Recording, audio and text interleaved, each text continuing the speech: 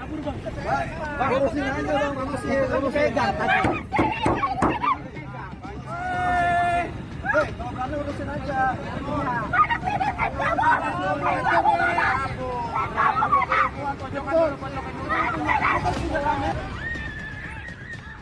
Perempuan ini bersikeras memegangi pintu mobil taksi online bernomor polisi B1109URJ yang telah berserempetan dengan mobil perempuan tersebut. Karena pengemudi taksi online bersikukuh untuk melanjutkan perjalanan usai berserempetan, perempuan itu terseret hingga sejauh 10 meter. Karena teriakan pengemudi perempuan, warga pun teralihkan perhatiannya hingga ikut-ikutan menghentikan laju taksi online.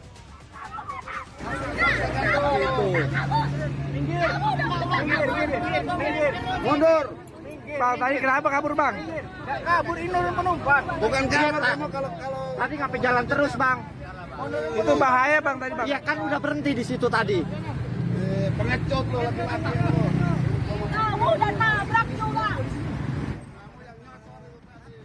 Warga menyebutkan sebelumnya mobil yang dikendarai perempuan itu melaju dari arah Lodan Raya menuju Ancol. Sementara taksi online melaju dari Mangga 2 menuju Ancol.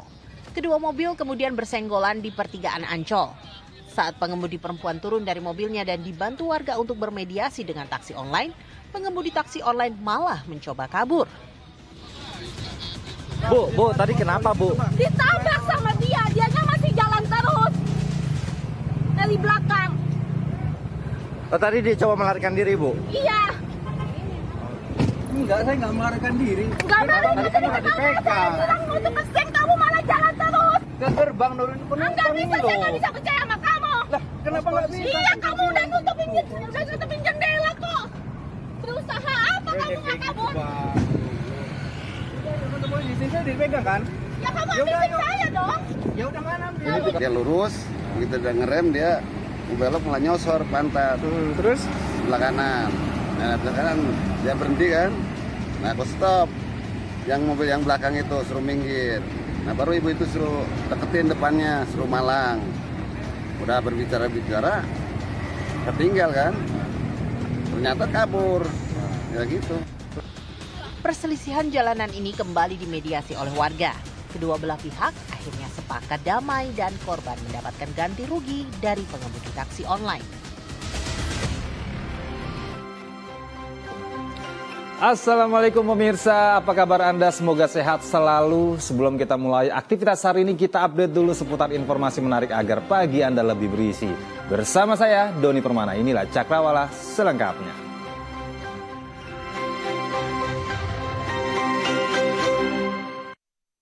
Puluhan santri dan guru terjebak di dalam lift sebuah gedung di Surabaya, Jawa Timur. Tim rescue butuh waktu sekitar setengah jam untuk mengevakuasi mereka.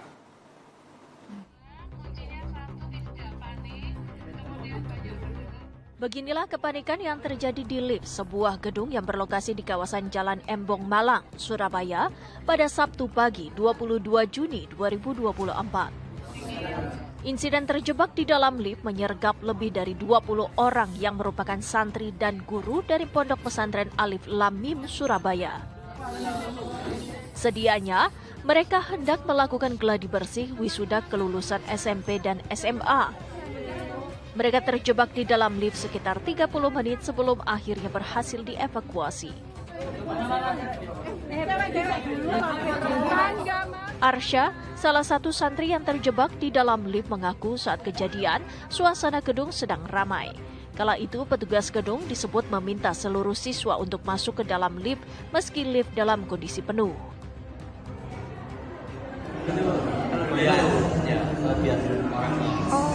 Berapa orang tadi? 60. Puluhan itu sampai 20 sampai dalam satu lift. Itu lift bareng atau lift apa? Kurang tahu. Oh, sama petugasnya disuruh masuk. Padahal Kepala Dinas Kebakaran Kota Surabaya membenarkan terjadinya insiden ini. Mereka pun berjibaku mengevakuasi santri dan guru yang terjebak di dalam lift tersebut.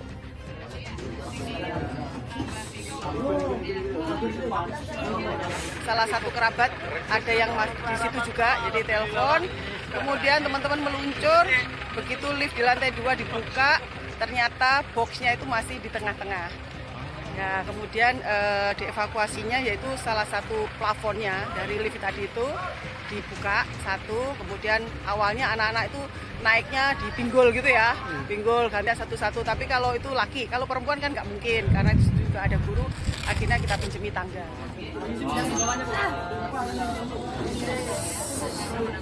Sejauh ini, pihak manajemen gedung belum memberikan keterangan resmi terkait insiden ini. Keluarga penyanyi Virgon berencana akan mengajukan proses rehabilitasi setelah Virgon terciduk polisi atas kasus penyalahgunaan narkoba pada Kamis lalu. Mereka meyakini Virgon adalah korban dan berharap agar dapat segera diobati.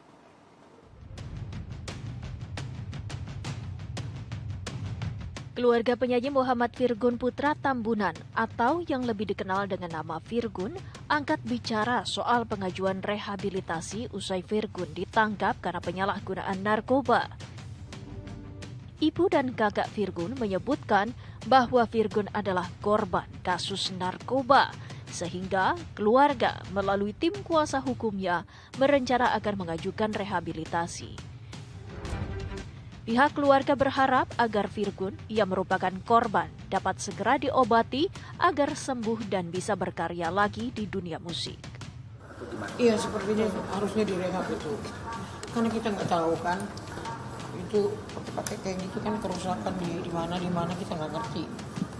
Ini adik saya kan korban, jadi korban itu kan kalau memang kondisinya seperti itu, ada hak juga untuk direhab, diobatin gitu. Supaya normal kembali dan bisa beraktivitas dengan baik dan normal. Itu sih harapannya. Semoga nanti bisa dapat keringanan ya dan jauh lebih baik lagi. Itu sih. Kemarin, Ibu Virgun, Eva Manurung, juga sempat kecewa karena tak bisa tengoki sang anak saat mengunjungi Polres Jakarta Barat. Keluarga tak dapat menjenguk Virgun karena merupakan hari libur dan di luar jam besuk. Server Pusat Data Nasional di Kementerian Informasi dan Komunikasi atau Kominfo down mengalami gangguan. Akibatnya layanan imigrasi di seluruh bandara internasional di Indonesia terdampak.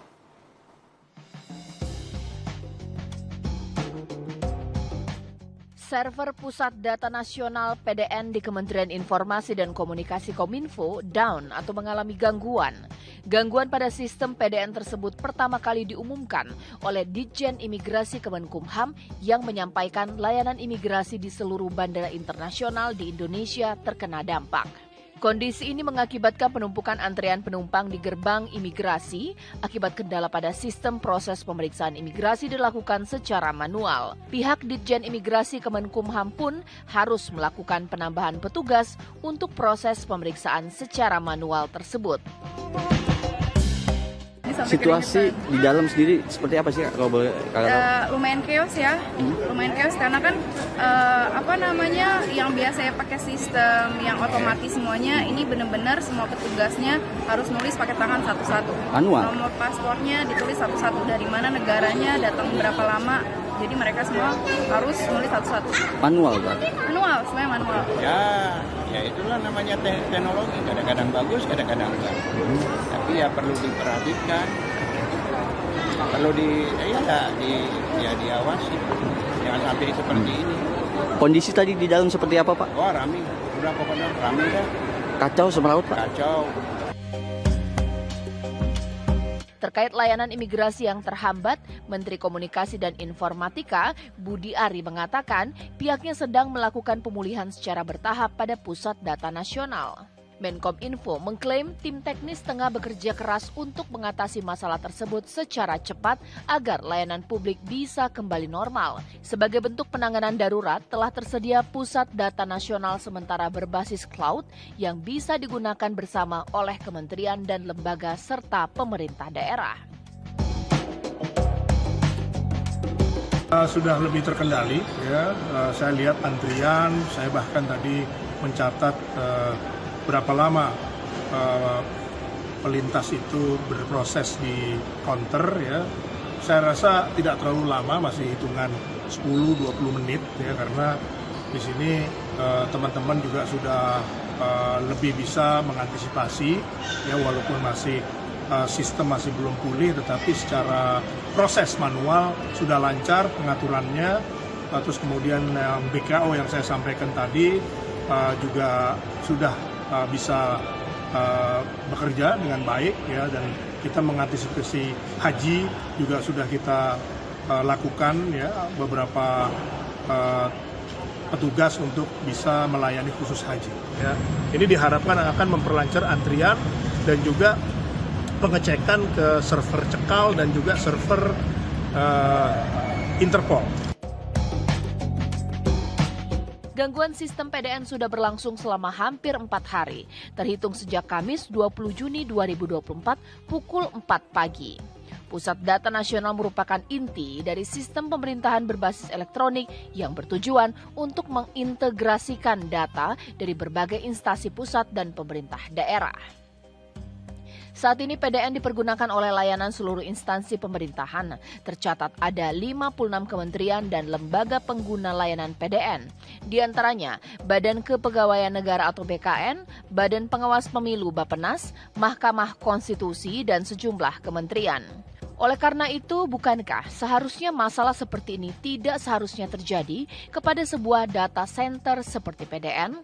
Lantas, apa yang menjadi penyebab server PDN mengalami gangguan? Betulkah akibat serangan siber? Dan betulkah lumpuhnya server PDN bisa membahayakan negara karena tidak dilengkapi pengamanan yang kuat? Pemirsa, pemerintah resmi menutup akses jalur internet dari dan ke negara Kamboja serta kota Davao, Filipina yang diduga digunakan untuk aktivitas judi online.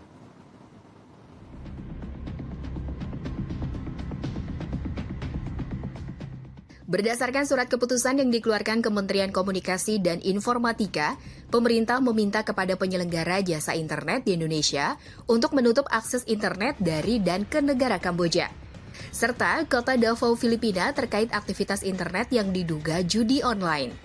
Terdapat 3 permintaan Kominfo kepada para penyelenggara jasa internet di Indonesia. Di antaranya memutus akses jalur komunikasi internet yang diduga digunakan untuk judi online, terutama dari dan ke Kamboja dan Davao, Filipina dalam waktu paling lambat 3 kali 24 jam hari kerja sejak surat keputusan ditandatangani. Kedua menyatakan jangka waktu pemutusan akses internet akan dievaluasi untuk segera dipulihkan apabila situasi telah kondusif. Dan ketiga, penyelenggara jasa telekomunikasi layanan gerbang akses internet Network Access Point atau NAP diminta untuk melaporkan langkah-langkah pemutusan dan hasil pelaksanaannya untuk dievaluasi lebih lanjut. Sebelumnya, Kominfo sudah memblokir lebih dari 2,1 juta situs yang berkaitan dengan judi online.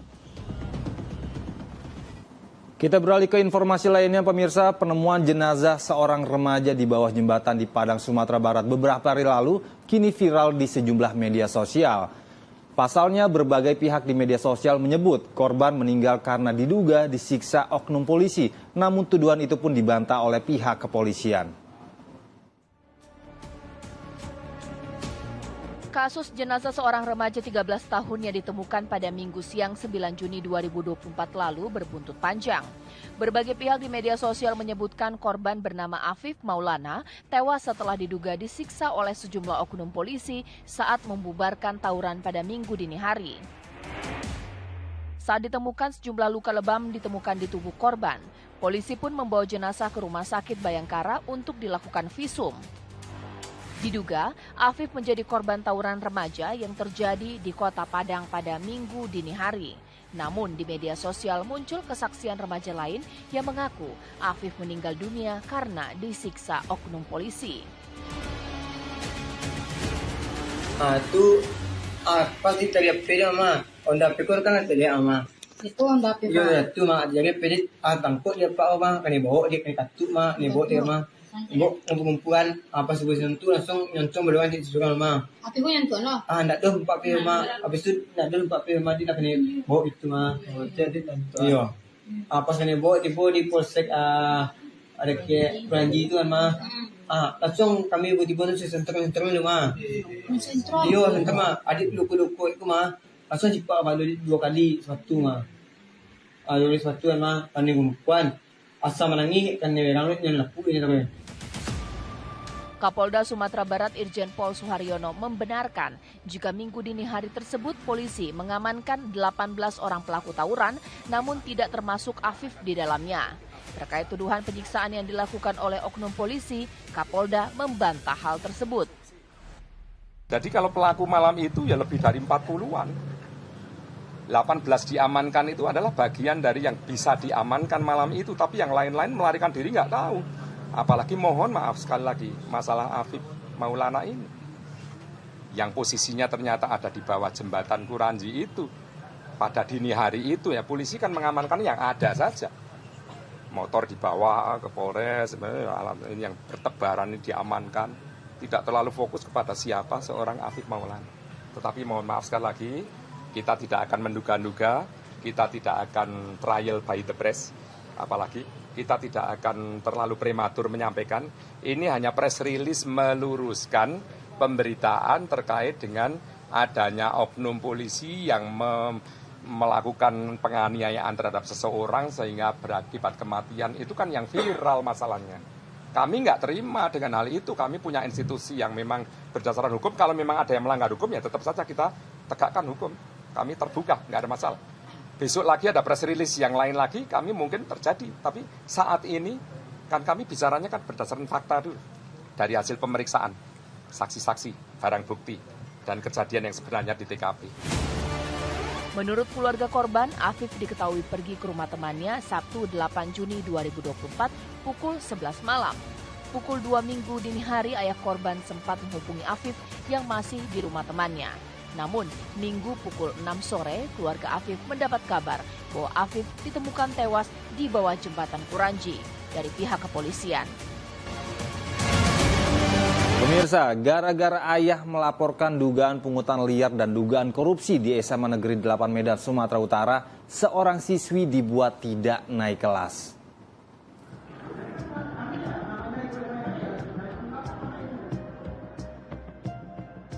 Coki Indra marah-marah pada pihak SMA Negeri 8 Medan karena tak terima putrinya tinggal kelas.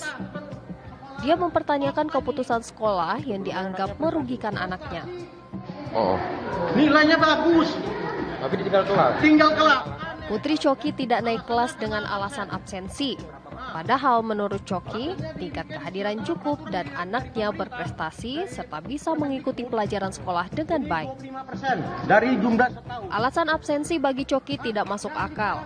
Apalagi kejadian ini berlangsung setelah Coki melaporkan kepala sekolah SMA Negeri 8 Medan ke Polda Sumatera Utara atas dugaan pungli dan korupsi.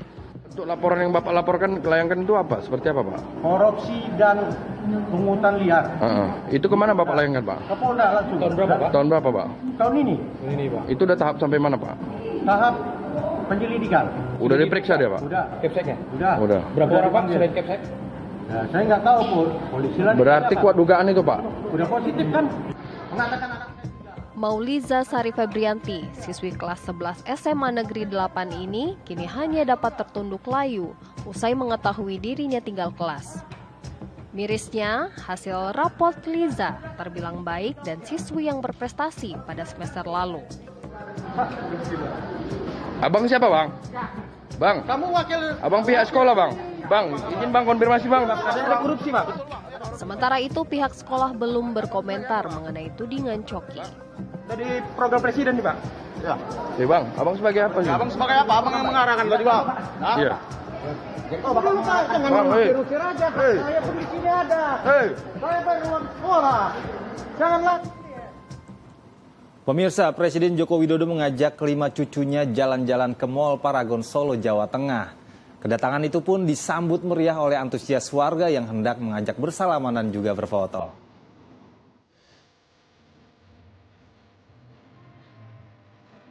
Di tengah kesibukannya sebagai presiden, Jokowi benar-benar memanfaatkan waktu berkumpul bersama keluarga dengan mengajak kelima cucunya berkeliling kota Solo. Salah satunya ke Mall Paragon. Kelima cucu Jokowi yaitu Jan Etes dan Lalembah Manah, anak Gibran Rakabuming Raka, serta Sedah Mirah, Panembahan Al Nahyan, dan Panembahan Al Saud Nasution, anak Kahiyang Ayu. Di mal, Jokowi mengajak cucunya ke wahana permainan anak. Saat cucunya bermain, Jokowi sibuk menyapa warga di mal yang mengajaknya salaman dan bersuah foto. Dengan sabar, Jokowi melayani satu persatu warga. Sekitar 45 menit di Paragon, Jokowi pergi meninggalkan mal dan membagikan kaos kepada pengunjung mal di depan pintu lobi.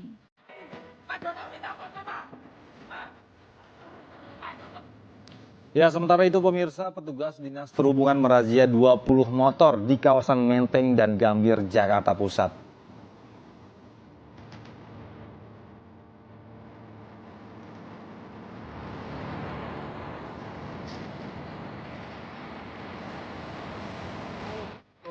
Para pemilik motor yang mengetahui adanya razia parkir liar panik dan tak dapat berkutik saat petugas Dinas Perhubungan mengangkut motor mereka ke atas truk.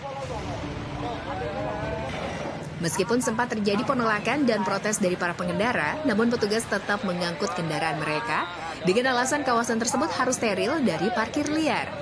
Pengendara motor yang terjaring dalam razia parkir liar ini selanjutnya diberikan surat tilang untuk efek jera. Oh, bukannya misalnya harusnya ada pemberitahuan satu kali? Oh, udah berkali-kali kita tertibkan ini, Bu. Udah soalnya kita soalnya kita baru di sini. Oh ya baru. Makanya kalau sudah baru, besok jangan sini lagi, Bu ya. Kita kan ngajar di sini, Pak. Iya, kalau kita nggak ngajar.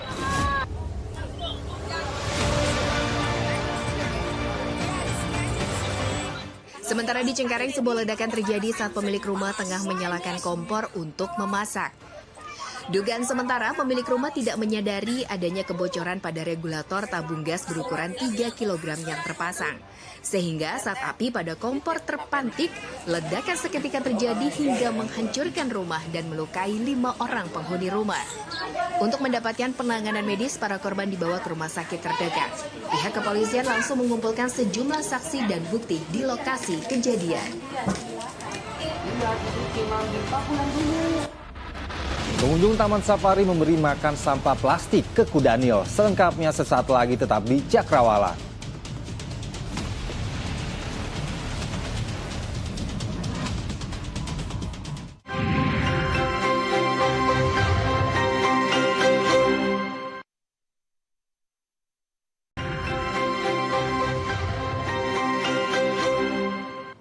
Terima kasih Anda masih setia di Cakrawala bersama saya Doni Permana. Pemirsa, untuk yang ketiga kalinya satwa di Taman Safari Cisarua Bogor, Jawa Barat kembali diperlakukan tidak terpuji oleh seorang pengunjung dengan memberikan sampah kantong plastik. Dalam rekaman video yang viral, salah satu pengunjung nampak melempar sampah kantong plastik ke mulut kudanil saat berkeliling Taman Safari Cisarua Bogor, Jawa Barat. Pelaku bahkan sempat mengumpan wortel untuk membuka mulut kudanil yang bernama Hanyut yang berusia 30 tahun ini. Namun, si Hanyut justru diberi makan sampah plastik. Aksi tersebut pun direkam pengunjung di belakangnya yang geram dengan ulah pelaku. Beruntung, satwa berumur 30 tahun dan berbobot hampir 1 ton itu berhasil memuntahkan kembali sampah plastik yang nyaris tertelan. Usai viral, pengelola wisata TSI menelusuri jejak kendaraan pelaku yang kini sudah diketahui nomor polisinya. Mereka segera melaporkan aksi membahayakan bagi satwa tersebut ke Polsek setempat. Kejadian kedua kali lagi dia. 3, Pak? Ya, ketiga dulu satu rusa yang dikasih minuman keras dari pengunjung yang tidak bertanggung jawab. Dan yang kedua kali memang ada juga hipo, yang kudanil, yang dikasih botol aqua. Botol minuman ya? Ya, betul. Nah, kedua kali itu semuanya ada kejadian itu dengan ada kebaikan. Bukan sengaja, tapi memang itu ada ilahi lah, sengaja ilahi. Ada yang pengunjung yang peduli, sehingga mereka yang merekamkan, lalu mereka yang bantu melaporkan ke Taman Safari. Lalu kita cross check dengan CCTV kita memang ada. Sehingga kita itu terusurkan kepada kepolisian, terlaporkan sehingga sampai ketangkep. Sementara terkait insiden yang kerap berulang ini, pihak TSI mengaku akan memperketat penjagaan serta menambah jumlah kamera pengawas di sekitar lokasi satwa.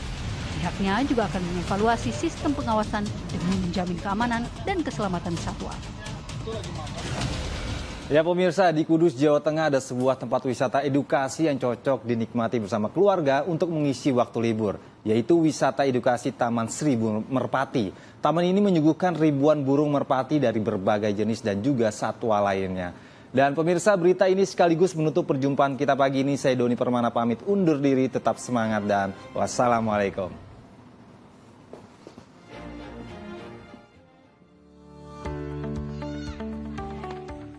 Wisata Taman Seribu Merpati terletak di Desa Pedawang, Kecamatan Bae, Kabupaten Kudus, Jawa Tengah.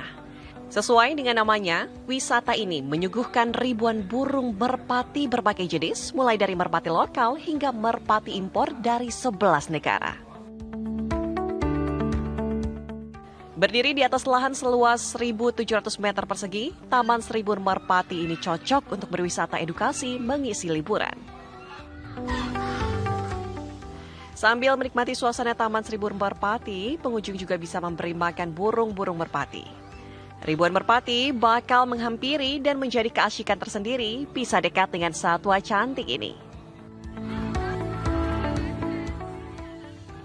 Pengelola wisata Taman Seribu Merpati, Rubianti, mengatakan konsep wisata alam terbuka dengan satwa memang menjadi pilihan masyarakat dalam mengisi waktu liburan. Mereka bisa bercengkerama sekarang langsung gitu.